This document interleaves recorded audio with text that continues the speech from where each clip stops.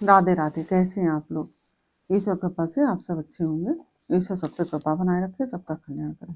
आज हम बताने जा रहे हैं श्रीमद् भागवत महापुराण के 10वें स्कंद का 76वां अध्याय, 76 अध्याय, और साल्व के साथ यादवों का युद्ध। उसके पहले हम कहना चाहेंगे, यदि आपने हमारे चैनल को सब्सक्राइब नहीं किया तो प्लीज़ हमारे चैनल को सब्सक्राइब कर लीजिए और बेल आइकन बटन अवश्य दबा दीजिए, जिससे कि हमारे आने वाले सारे वीडियोस आपको प्राप्त हो सकें। यदि आपको कथा अच्छी लग रही है, समझ में आ रही है, तो वीडियो को लाइक शेयर अवश्य कीजिए और कमेंट में राधे राधे अवश्य लिखिए।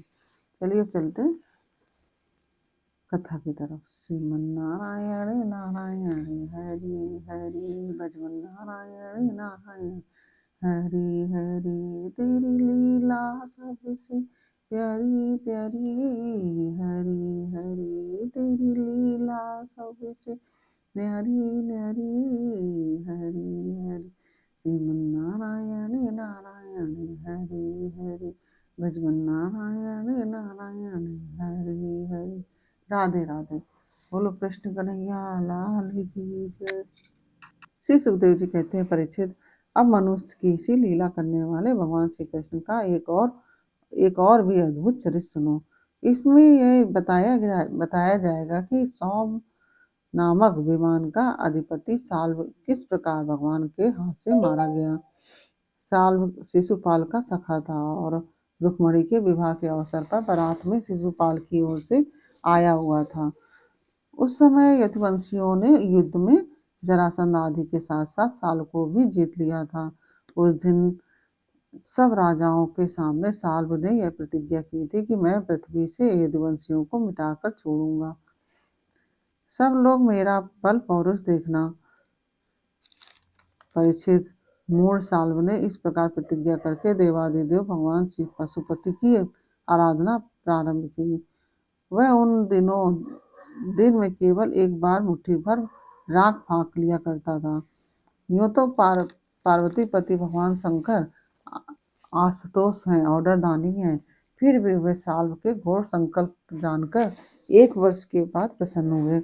उन्होंने अपने शरणागत साल्व से वर मांगने के लिए कहा। उस समय साल्व ने यह वर मांगा कि मुझे आप एक ऐसा विमान दीजिए जो देवता, असुर, मनुष्य, गंधर्व, नाग और राक्षसों से तोड़ा न जा सके।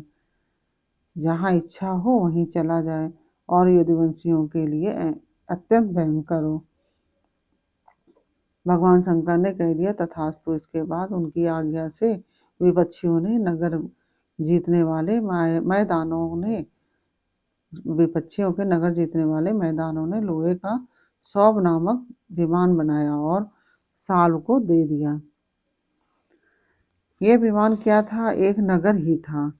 वह इतना अंधकारमय था कि उसे देखना या पकड़ना अत्यंत कठिन था। चलाने वाला उसे जहाँ ले जाना चाहता वहीं वह उसकी इच्छा करते ही चला जाता था। साल्व ने यह विमान प्राप्त करके द्वारका पर चढ़ाई कर दी, क्योंकि वह वंशी यादवों द्वारा किए हुए बैर को सदा से स्मरण रखता था। पर परीक्षित, साल्व ने अपनी बहुत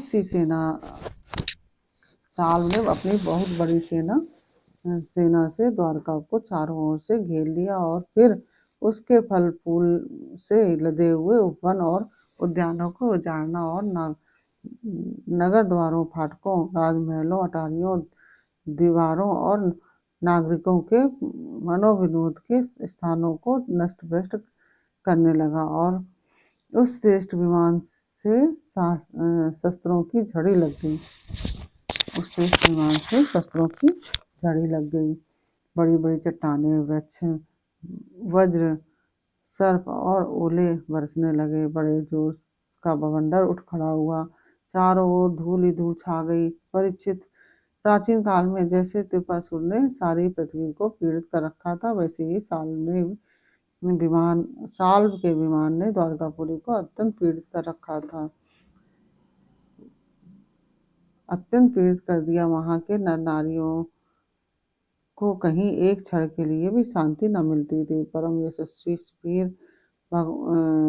यशस्वी वीर भगवान प्रद्युम्न ने देखा कि हमारी प्रजा को बड़ा कष्ट हो रहा है। तब उन्होंने रथ पर सवार होकर सबको ढांढस बंधाया और कहा कि डरो मत। उनके पीछे पीछे सात्यकी, चारुदेश, सांब भाइयों के साथ अक्रूर, कृतवर्मा, भानुविंद, गद, शुक, सारण आदि बहुत से वीर बड़े बड़े धनुष धारण करके निकले। ये सब के सब महारथी थे। वो सबने कवच पहन रखे थे और सबकी रक्षा के लिए बहुत से रथ, हाथी, घोड़े और तथा पैदल सेना साथ साथ चल रही थी। इसके बाद प्राचीन काल में जैसे देवताओं के साथ असुरों का घमासानी युद्ध हुआ था, वैसे ही साल के सैनिकों और यदुवंशियों का युद्ध होने लगा। उसे देखकर लोगों के रोंगटे खड़े हो जाते थे। प्रद्युम्न जी ने अपने दिव्य अस्त्रों से क्षण भर में ही सौम्यपति साल्व की सारी माया काट डाली। ठीक वैसे ही जैसे सूर्य अपनी प्रखर किरणों से रात्रि का अंधकार मिटा देते हैं। प्रद्युम्न जी के बाणों में सोने के पंख और लोहे के फल लगे हुए थे। उनकी गांठें जान नहीं पड़ती थी। उन्होंने ऐसे ही 25 बाणों से साल्व के सेनापति को घायल कर दिया। परम मनस्वी प्रद्युम्न जी ने सेनापति के साथ ही साल्व को भी 100 बाण मारे। फिर प्रत्येक सैनिक को एक एक और सारथियों को 10-10 तथा वाहनों को 3-3 बाणों से घायल कर दिया। महामना प्रद्युम्न जी के इस अद्भुत और महान कर्म को देखकर अपने एवं पराये सभी सैनिक उनकी प्रशंसा करने लगे।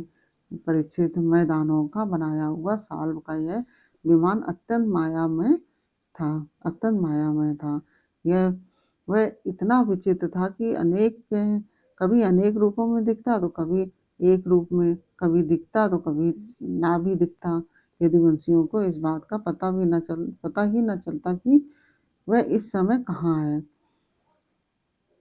वह कभी पृथ्वी पर आ जाता, कभी आकाश में उड़ने लगता, कभी पहाड़ की चोटी पर चढ़ जाता तो कभी जल में तैरने लगता।